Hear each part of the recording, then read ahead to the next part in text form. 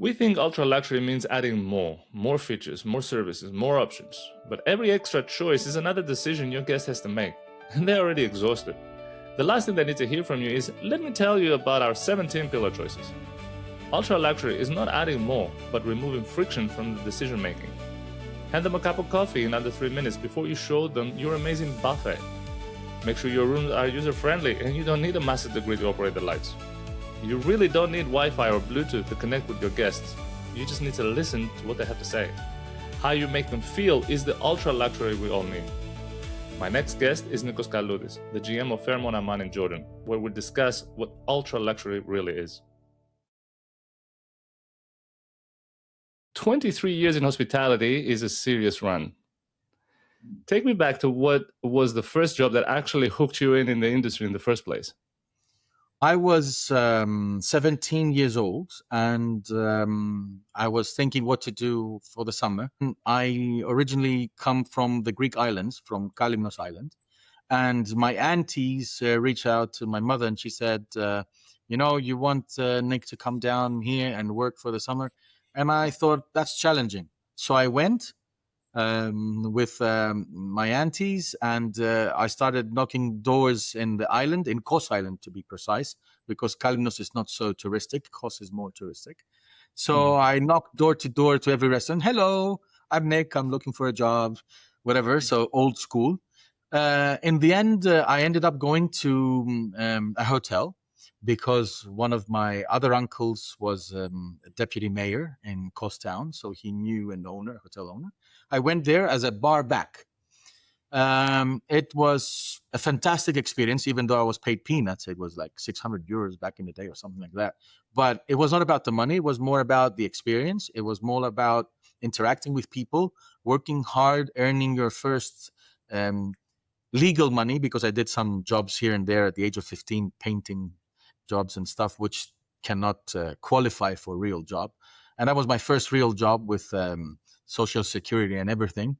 So yeah, it was, after that, even though it was exhausting all day, all night, even though I had to do, because back in the day in Greece, and I'm pretty sure you know and remember, there was not all this structure and positions. I was bar back, waiter, assistant waiter, cleaner if it needed. I had the all-in job description. So yeah, it was, and that's what got me hooked up in Dimitra Beach Hotel. Still exists. I think they've expanded. They made another one or something like that. That was my first job in hospitality. That got me hooked up. What's the moment early in your career where you got something badly wrong that ended up shaping how you lead now? I have many instances that I made mistakes or I did some things wrong. One of them was the way I used to express myself, because I'm a passionate person and I'm a Greek by DNA. We go like this, like the Italians. We move hands and this and that. And there was one manager that I think you know him, Spiro. And there was one time I had a quarrel with one colleague, and I was just going like this, but Spiro, like this. And he's like, mate, put your hands down, be more calm, and it was my whole composure and how I was dealing in this moment in time, and how I was dealing with my colleague that we had this argument.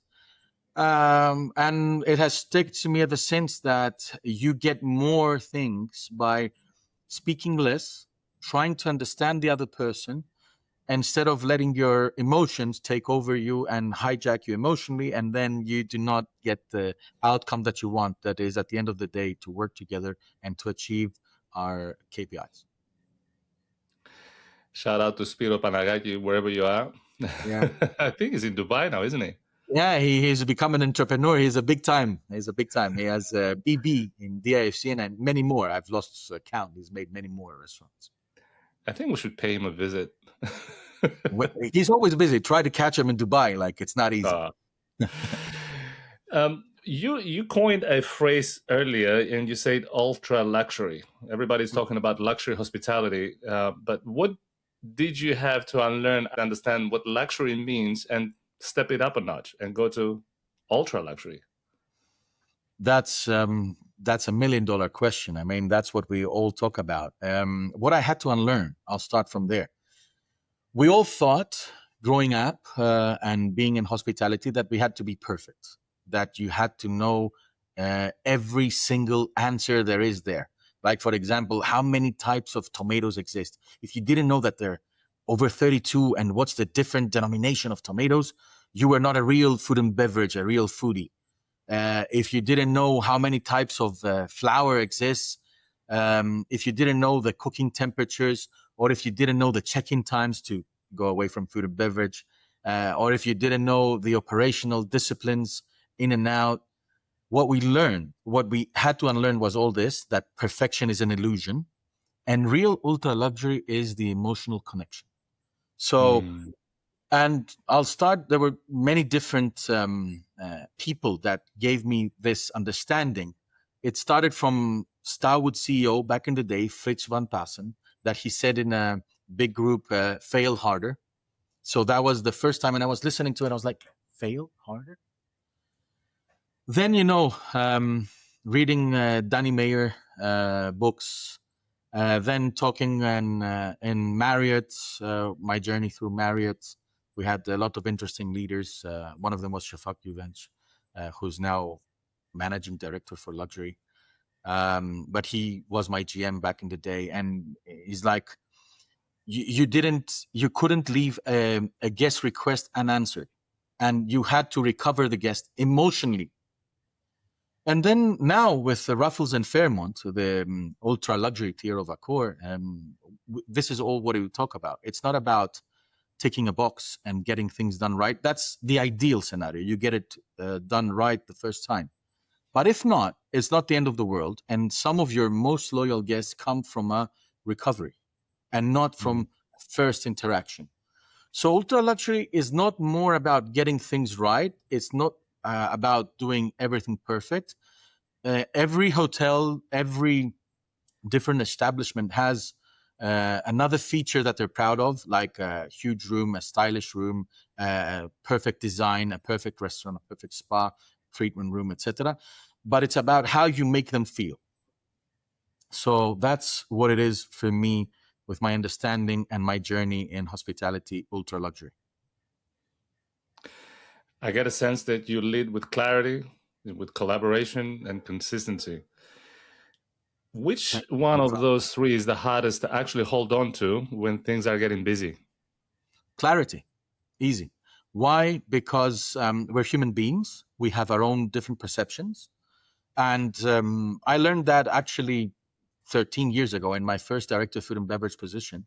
I was having a meeting with my leaders and we were discussing a topic. I don't remember now the topic, but I remember at the end of the meeting, I just wanted to ask them, okay, can you repeat back to me what did I say? So just to ensure understanding. And then I realized that everybody understood something different. And because we're all afraid to admit that I didn't understand or my perception is different. Sometimes it's overconfidence, or sometimes it is we're too busy, caught up in our minds. And clarity, I think, is the most difficult thing. So what we need to do, and what I say always to my teams, that there is no stupid question, but the one you don't ask. And it remains a question in your mind.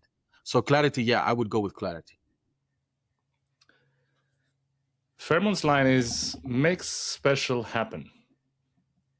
Give me a real example, a moment when a guest or a team member where that actually played out, not the brochure version, but the real human moment. We have lots of moments trying to make special happen, because making special happen, yeah, it is the brand spirit, and it is what we're trying to achieve today to differentiate us from the rest of the luxury hotel operators. But in reality, it is when you try to not just anticipate the guest needs, but to compose. Data is there. Even a 4-star hotel has data from loyalty programs, from prior visits, etc. It's what you do with that data. So our team members, we have dedicated team members starting from pre-arrival, the different departments, depending on your reservation, from reservations or our Fairmont Gold, which is our club lounge, that they have the butlers that they try to anticipate the guest needs, and the concierge and guest relations teams. One of the examples that has stood out for me was when we had a gentleman that wanted to do a tour in Petra. And we received that request. And, Petra is one of the 8 wonders of the world, and everybody wanted to visit. It's a bucket list thingy. But, that's famous, right? What the team did after talking to that guest, and for that period in time, the guest didn't know that Petra was closed. So he hadn't communicated that in advance. He communicated upon arrival. So the team, knowing his affinity for ancient ruins and places that hold this magic feeling of discovery, etc., the team went above and beyond and showcased Amman authentically, more closely, that people don't know. For example, there is the citadel, the Acropolis, as we call it. And another interesting fact, Amman used to be called Philadelphia in ancient times. Wow. Yeah, I didn't know that. So, yeah, it is a Greco-Roman civilization that existed from Great Alexander the times. And they have a lot of ancient ruins. So the team prepared a whole trip for him. And what did they do? Not only they prepared the trip, but they put in his suite a video of Petra. Okay, so he can see Petra. So somebody did a virtual tour of Petra. And at the same time, at the end of the video, they said, you know what?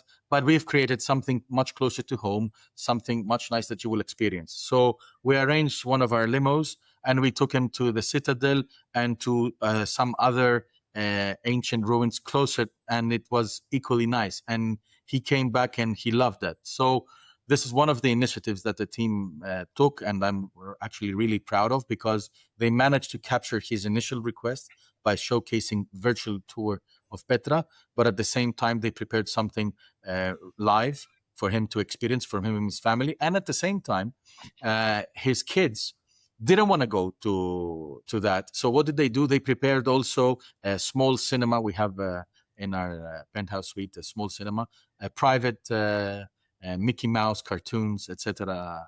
sightseeing. So it was fantastic, the whole thing that the team came up. And I had zero involvement, I can tell you. It was just the guy. It reminds me of Will Guadira's The Unreasonable Hospitality. As you're describing what had just happened, it just reminds me some of the stories he mentioned in the book, going the extra step, which kind of aligns with the ultra hospitality that you mentioned about. Now, we've worked together many, many months before, and I remember you being people's first. I remember you always being the person that the team will gather around. You had one of the toughest jobs, managing the room service with both Westin and the luxury collection and room service. And for the listeners, the Costa Navarino, it's a huge property that spans over, I would say, what was it, 20 hectares, 30 hectares? It was spanned around, plus the golf course in the back. And I remember everyone was going to Nikos for advice. In your role now as a GM at Fairmont Amman, you have KPIs and kind of shifts towards performance driven. Mm-hmm. Those two things pull against each other sometimes. What happens when you have to be kind to your team, but also at the same time you need to hit the numbers? I don't think they're contradicting. I would more likely put them as completing each other, complementing each other. Why? Because, I can go up to a certain point alone. I need the team. I need them to have their buy-in. So usually how I work is KPIs, yes, they are there, but also the company has a lot of KPIs around people, because we realize that our biggest asset is people. I know everybody has tried to talk about people and like people first. That's a Marriott slogan. Richard Branson, treat well your people, Virgin. There's so many companies that come with a different version of people first. But we try to do it honestly. And like, for example, there is the employee engagement surveys, right? That you have twice a year. Most managers think that I'm only going to be good with the people close to that time. My motto is really about, before mental health became a thing, and about honesty and transparency, is that if you are not feeling well, take a personal day. But when you are here, give 100%. I don't like people lying. And I'm okay with mistakes. I'm okay if you're not feeling well, that you need a personal day. That's fine. Don't lie to me. Be straightforward. Even if you have a special day like an anniversary, a private moment, whatever it is, it's fine. It's not the end of the world. The hotel will still function without any one of us. So putting people first into the equation and letting them be themselves. This is another thing that I really owe it to Fairmont. One of our global learning and development director, Jennifer Gov. She's fantastic. She's our rock star, as we call it. Actually, she made me emotional because we shifted totally the onboarding, and we were discussing, and the whole new onboarding of Fairmont and Ruffles is about, before you were trying to hide, then after that you're trying to blend in, but when you truly are yourself and you stand out, that's your real self. And I remember, and then I put myself and I said, yeah, that's how I felt my whole career. I had to hide because I was a little nobody entering a huge industry called hospitality with totally different approaches back in the day. Then I started to blend in. So I was changing my persona to become what was the right thing at the time. And now I'm not doing anything of that. I am me. I am who I am. And I owe that to Jennifer. I mean, she did that like 3 years ago, or if I'm not mistaken, or 2 years ago. And I was like, wow, that really clicks. And it was fantastic. So my approach now after that is always with KPIs. I am myself. I will tell the people if I am busy. I will tell them apologies. I cannot discuss if it's not urgent. Everything is important, but if it's not urgent, I will just reschedule and make sure that the rescheduling will meet. I will meet that hardest. That's how we call our associates in Fairmont, heart and artists. So heartists, but I will meet our heartists or our colleagues and make sure that I'm there for them for whatever they need. And I'll try to make time. It is difficult because, yeah, as you said, we have a lot of things on our plates. But if you don't put your people first, really, you will end up missing a lot. I love that. I love that, Nikos. I'm going to shift gears now, and I'm going to address the elephant in the room. Hospitality is pretty human business, but I guess AI crept in some corner of your operation. Whether it's booking guest personalization or something behind the scenes, you probably have some sort of AI working in the background.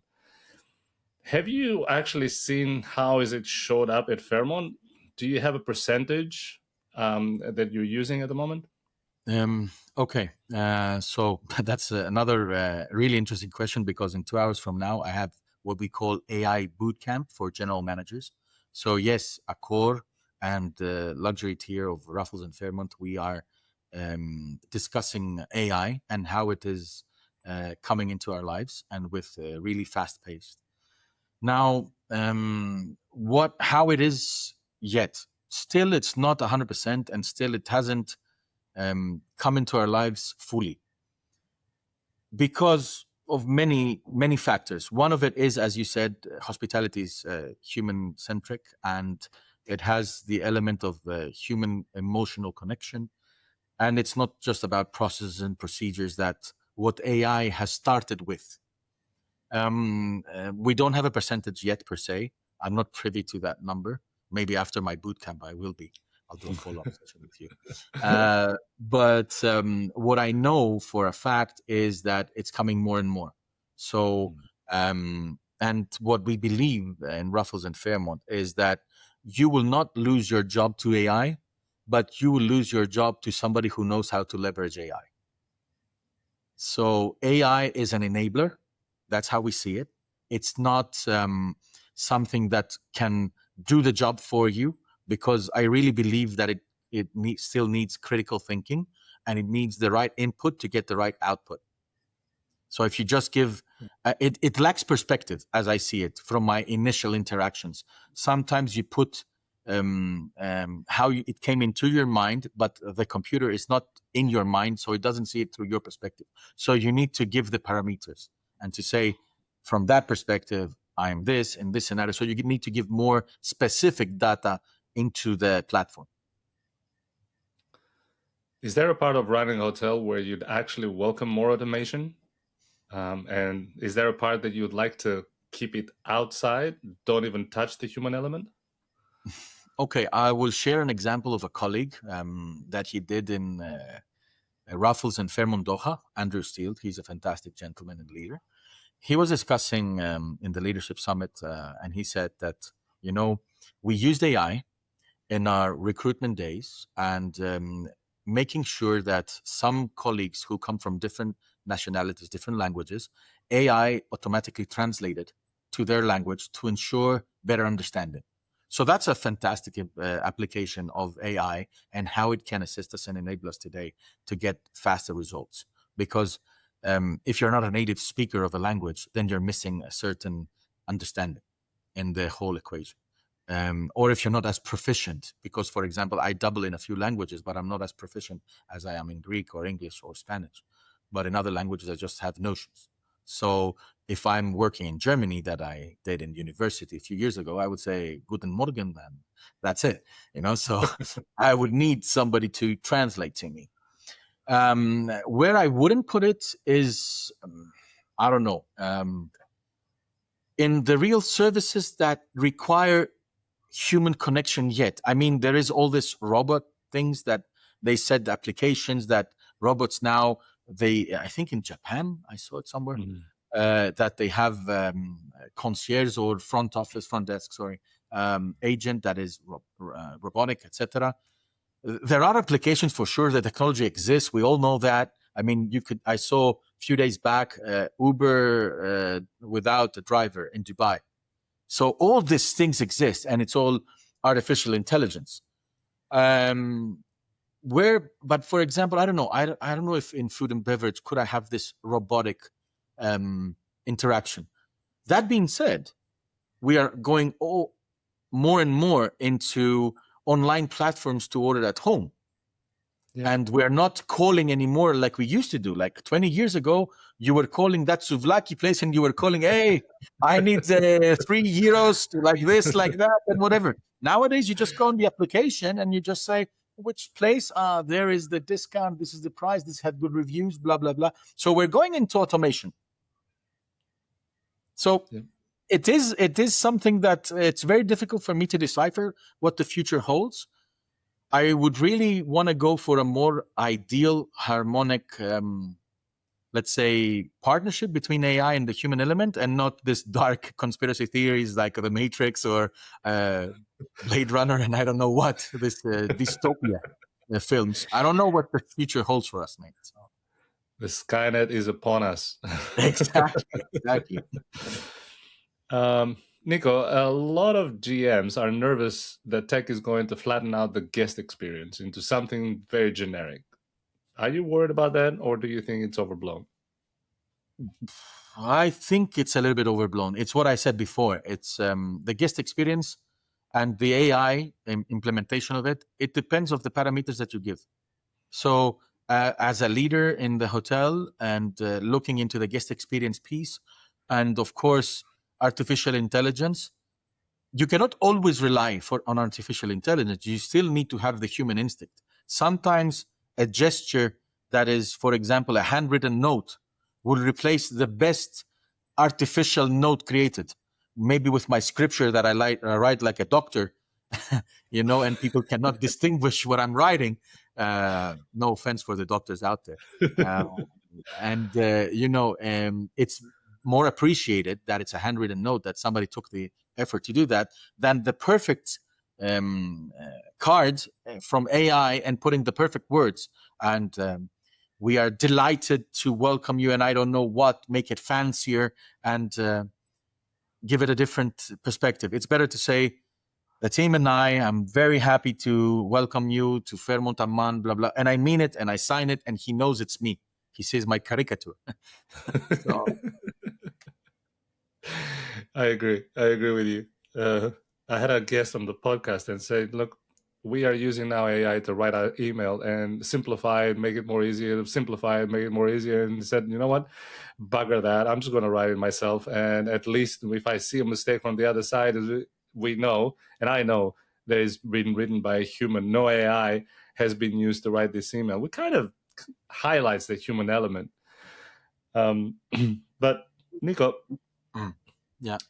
we spoke before, and you said that one of the most important things for you is to develop your team, Yeah. and you will spend resources to help develop them, coach them, mentor them. And you said that in the beginning of the conversation that it was not that easy to get into this hospitality industry. Yeah. What does a bad mentor looks like, and someone specifically that you don't want to become, to shift that mindset from this is bad, I don't want my team to have this? Well, what is bad mentor? It is somebody, probably he could be adept, he could have skills, but he has a bad personality. We don't talk enough about the real human element, which is, we should be good to people. We shouldn't always strive for KPIs.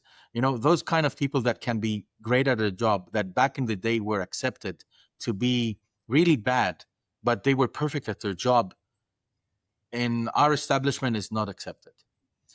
It doesn't matter what kind of skill set you have, but if you don't treat people nice, you will get nowhere, because a team of one doesn't exist. It is a Hmm. team of many people. And if you're a leader, you should step away from the spotlight. It shouldn't always be me, me, me. And even as a general manager, that I'm the ultimate appointee from the corporate to run the establishment, I don't try to take credit for everything. There are things that my team develops without even me knowing. I'm just looped in the last minute, because I don't believe in micromanagement. Of course, at the same time, sometimes you need to let the team also fail.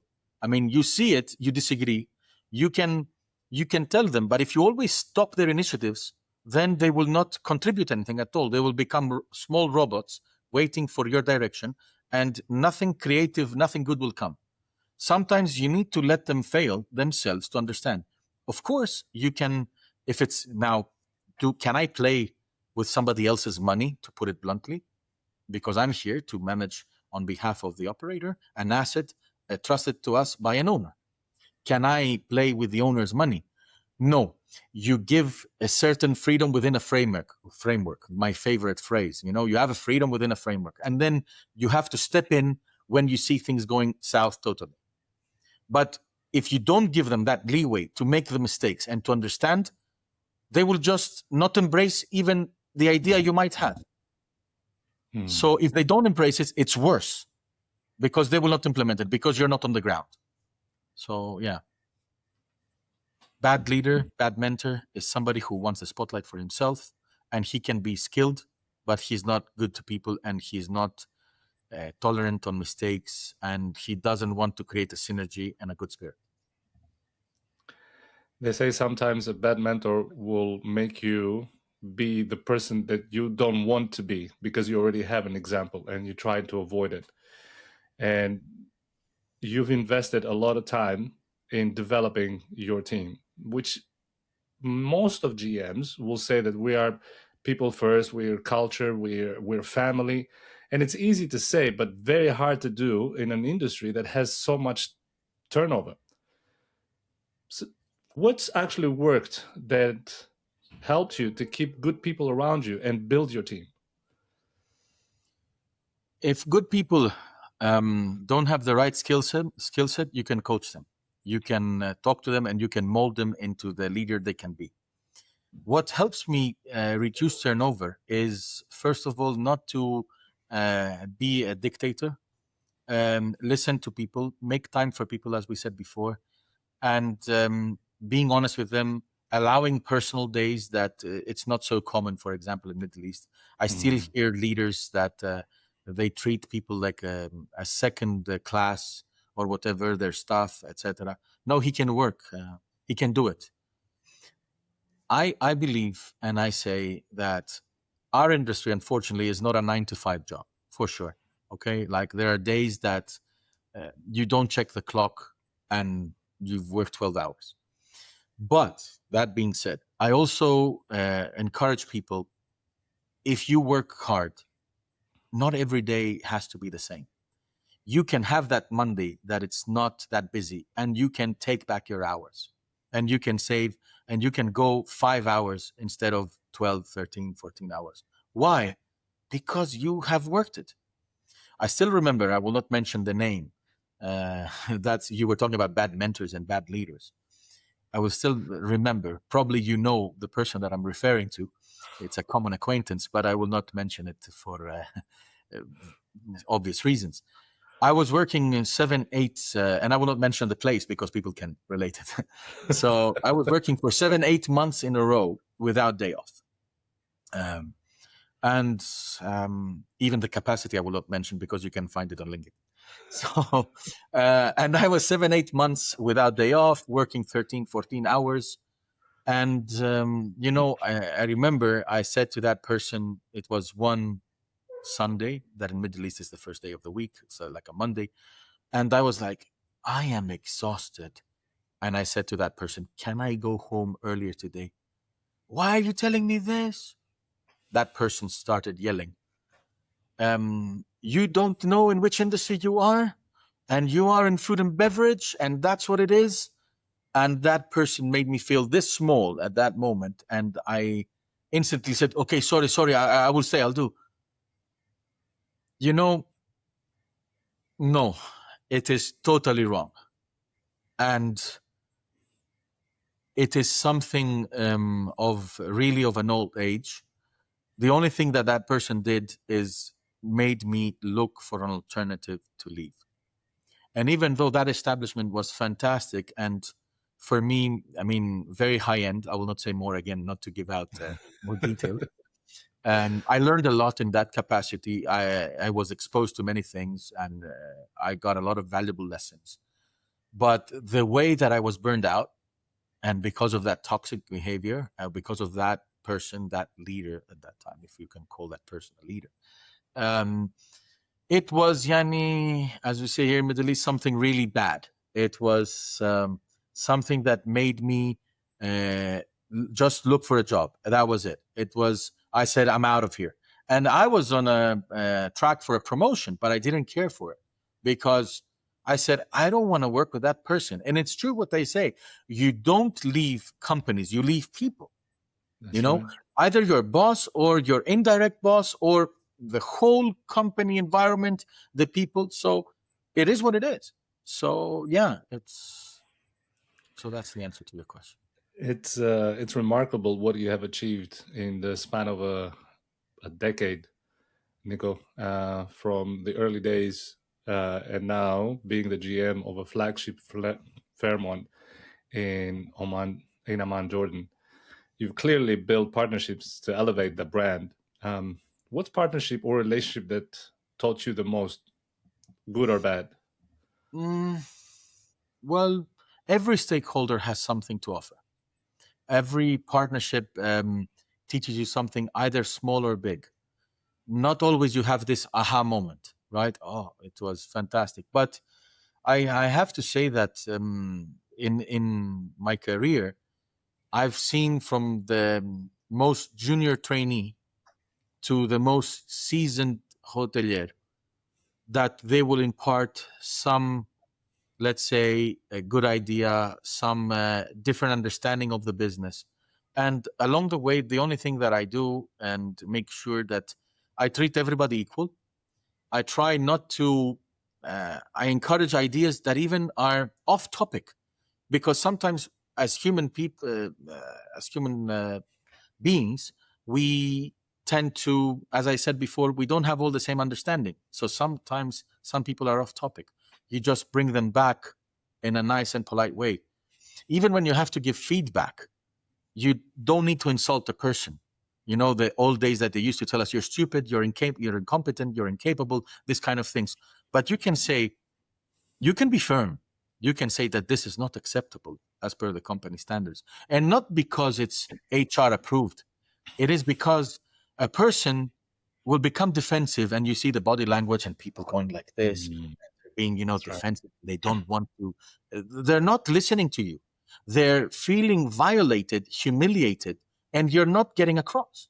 So every partnership, I just encourage positive, and all of them have helped me grow from every discipline, from administration, people who were super organized and super strategic, that they give me different insights into the business, from operational excellence. Some of the leaders are like on top of their job no matter what. Sometimes dedication from people that they are ultra dedicated in this business. So there is not one single quality that I would try to prioritize from the other.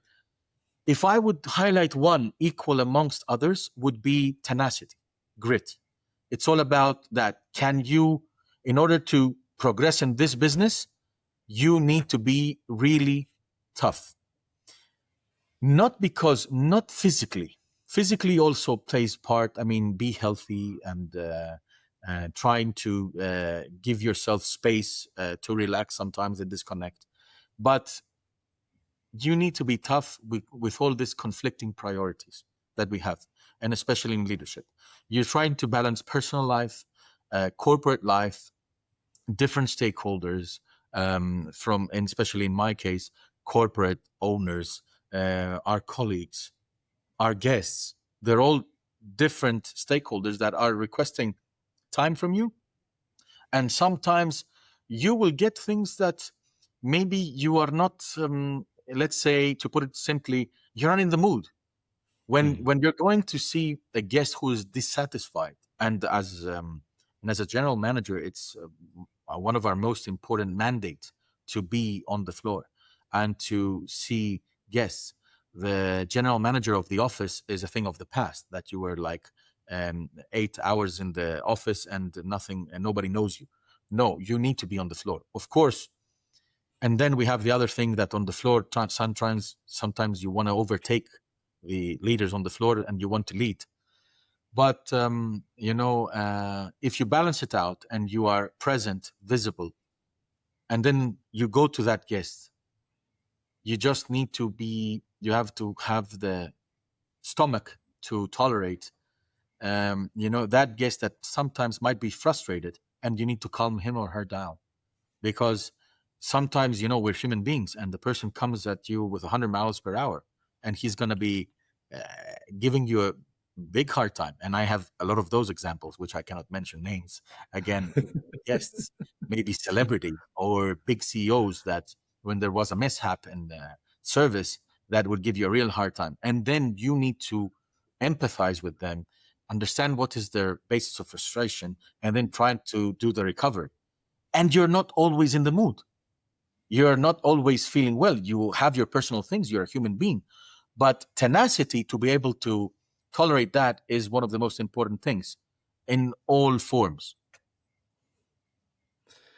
I did some research on your LinkedIn page, and Star Wars came up. Yeah. I did a stint at Event Cinemas, and I remember we were running the Star Wars trilogy. And what we did here was at 12 o'clock in the evening, everybody would come in. It's the first show, and you would have about 2,000 people coming through the cinemas, and you had the Darth Vaders and everyone coming through the cinema, which was an amazing event. I still have the photos with my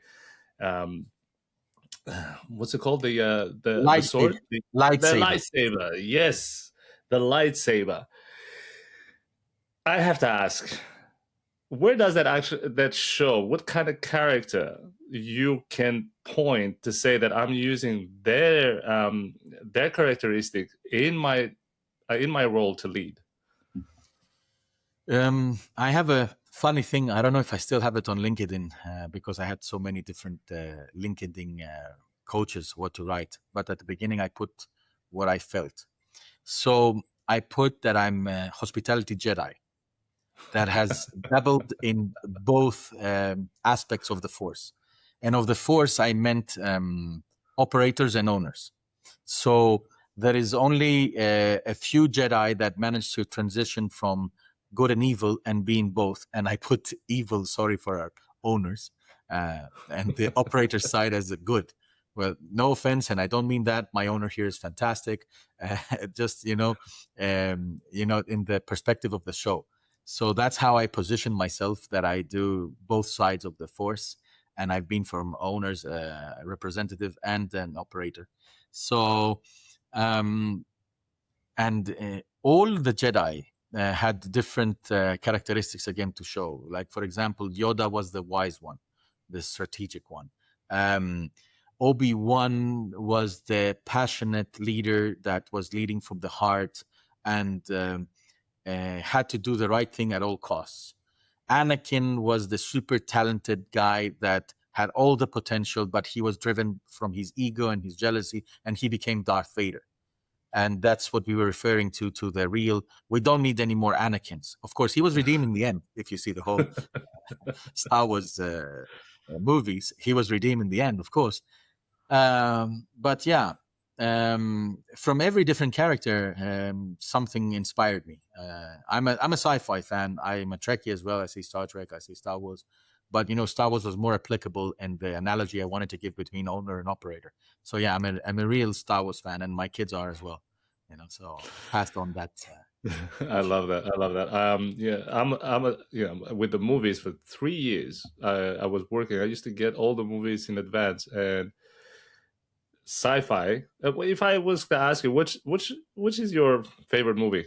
The title. Oh, I have many. So if we're gonna go emotional, I like Braveheart. What Mel Gibson did in the dying moment there, the freedom thing that's like gives me goosebumps every day. I like how do you call it? Return of the Jedi, Star Wars, with Luke redeeming his father and killing the evil emperor, etc. Star Trek, of course, the J.J. Abrams, they did the new ones, was fantastic. The heroic sacrifice of George Kirk, the father of James T. Kirk, fantastic. I see that. But yeah, I'm more of a sci-fi, but I have so many that I can keep on talking, and you will not have enough time about. We're probably going to need a second episode just to tie it up. On a more serious note, my students, young people trying to get in the industry, an 18, 19-year-old just starting out. What is one piece of advice that you would tell them, but a real advice, not the LinkedIn version, the fluffed up beauty? No, I'll give you an advice that my friend Arun gave me. He's now the GM of St. Regis Sariyat in Abu Dhabi. Arun, he was my boss many years ago, and he said one thing when I was, discussing about future opportunities, etc., that stick with me. He said, in your career, don't chase money, don't chase position, but chase the establishment that will give you knowledge and will position you in the market, as because as hoteliers, at the end of the day, we are the sum of our CV. So if you go and you get a lot of money in one hotel or establishment, etc., but it has no value on your CV, like it's a huge, or let's say non-branded standalone hotel, will not have the same value on your CV as a really nice boutique hotel. So it's not always about money, always about titles, but getting a hotel or let's say an establishment that gives meaning to your career, and then you can learn things and positions you as a great professional for the future. So that was something that really stuck with me that I didn't think before discussing that with Arun at that time. For the future, what would you like people to talk about your time running Fairmont Amman years from now? What do you want to say that you got right? That I positioned the hotel to its rightful position in the ultra luxury segment here in Jordan and in the region, and that the collective passion that we put as a team put us up there, and we won all these accolades together with the team, and that I was always honest with them in my good and bad days. That's a very strong statement. I love that. Nico, has been an absolute pleasure. You're a legend of hospitality. I can't wait to see you face to face and have a freddo, cappuccino, or anything of that sort, and catch up with you face to face. Thank you, man. It was a pleasure seeing you after being many years, and I hope all is well. Thank you for the invitation.